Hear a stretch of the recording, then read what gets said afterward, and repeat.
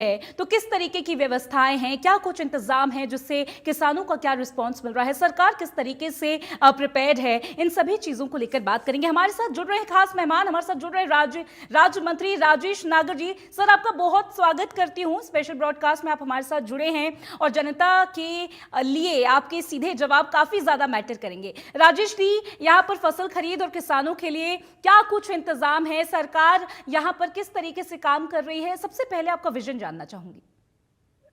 हमारे मुख्यमंत्री जी ने तैयारियां पूरी कर ली है और 1 तारीख से पहले भी जो हमारी खरीद चालू हुई थी उससे पहले भी हमारे मुख्यमंत्री जी ने सभी अधिकारियों के साथ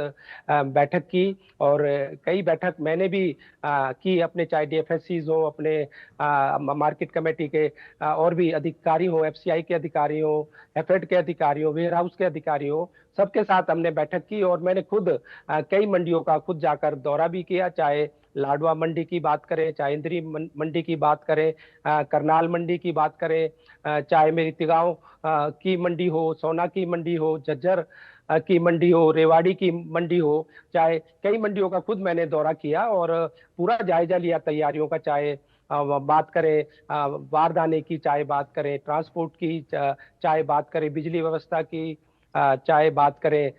यातायात व्यवस्था की, ट्रांसपोर्ट की बात करें, या चाहे कानून व्यवस्था की बात करें। मैंने खुद जाकर बायोमेट्रिक को भी चेक किया कि भी कितना समय किसान को हमारे लगता है एक बायोमेट्रिक करने में, और पर्ची जो सिस्टम पहले चलता था उसको भी समाप्त किया गया, पूरा डिजिटलाइजेशन पूरा किया गया, पारदर्शिता और ट्रांसपेरेंसी के साथ सब काम हो, वो तैयारियां पूरी की गई है। तो राजेश जी, जिस तरीके से आप कह रहे हैं कि आपने भी जगह जगह यहाँ पर मंडियों में व्यवस्थाएं खुद देखी हैं, कहा यह जा रहा है कि डिजिटल माध्यम से जो है भुगतान की भी बात कही जा रही है, ट्रांसपेरेंसी का भी आपने जैसे जिक्र किया है, कहीं ये पूरा प्रोसेस जो है किसानों के लिए कॉम्प्लिकेटेड तो नहीं है? क्योंकि विजन तो यही है कि ईजी हो जाए इस्तेमाल करने के लिए, लेकिन ये कहीं ना कहीं थोड़ा डिलेड प्रोसेस नहीं हो रहा? क्या लगता है आपको? मैंने खुद मंडी में जाके बायोमेट्रिक को चेक किया कि एक किसान को कितना समय लगता है, तो मैंने खुद देखा कि 7 से 8 सेकंड में पूरा प्रोसेस हो जाता है और इससे ज्यादा एक किसान को समय नहीं लग रहा है बायोमेट्रिक में।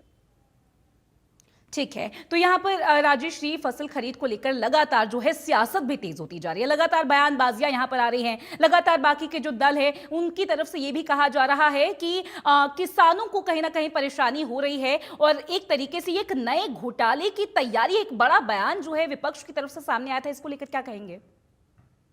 ये सब ट्रांसपेरेंसी इसलिए की जा रही है कि कोई भी किसी भी तरह की कोई गड़बड़ी ना हो, और मैंने खुद जाकर सभी मंडियों में किसानों से भी बात की है, आड़तियों से भी बात की है, व्यापारियों से भी बात की है, और मेरे साथ खुद अधिकारी भी सभी मेरे डीएफएससीज और जो भी अधिकारी थे वो भी साथ मेरे साथ थे, जिन भी मंडियों में मैं गया, और किसी भी तरह की मेरे को कोई भी इस तरह की शिकायत किसी भी किसान ने नहीं दी कि मुझे बायोमेट्रिक में समय लग रहा है कि इसमें देरी हो रही है।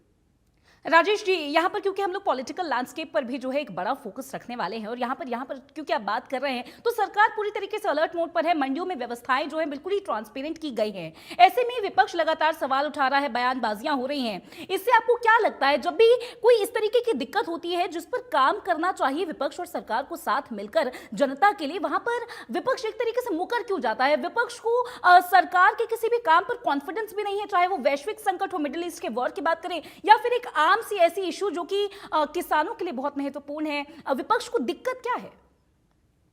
देखो, विपक्ष की एक आदत बन चुकी है, जो भी हमारी सरकार कोई भी काम कर रही है, चाहे देश हित में काम कर रही है, प्रदेश हित में जो भी काम कर रही है, उसका विरोध करना, और ये विरोध करते आए हैं। और हर बार इन्होंने, आपने देखा होगा, जब भी कोई हमारी सरकार काम किया है, कर रही है, तो इनकी आदत एक बन चुकी है कि भाई हमने तो खाली विरोध करना है और विरोध ही करना है। तो कहीं ना कहीं ये कहा जाए कि विपक्ष में आपसी मतभेद जरूर है, वो अपने आप में ही, अपने मेंबर्स में ही राजनीति का वो लोग शिकार हो रहे हैं, लेकिन बावजूद इसके जो है सरकार के अच्छे कामों को कहीं ना कहीं वो एक्नॉलेज नहीं करते हैं, ऐसा आपको भी लगता है? बिल्कुल बिल्कुल, इनके पास कोई मुद्दे नहीं है, और कोई मुद्दे ना होने की वजह से कोई भी सरकार काम कर रही है उसको रोकना, उसका विरोध करना इनकी एक आदत बन चुकी है।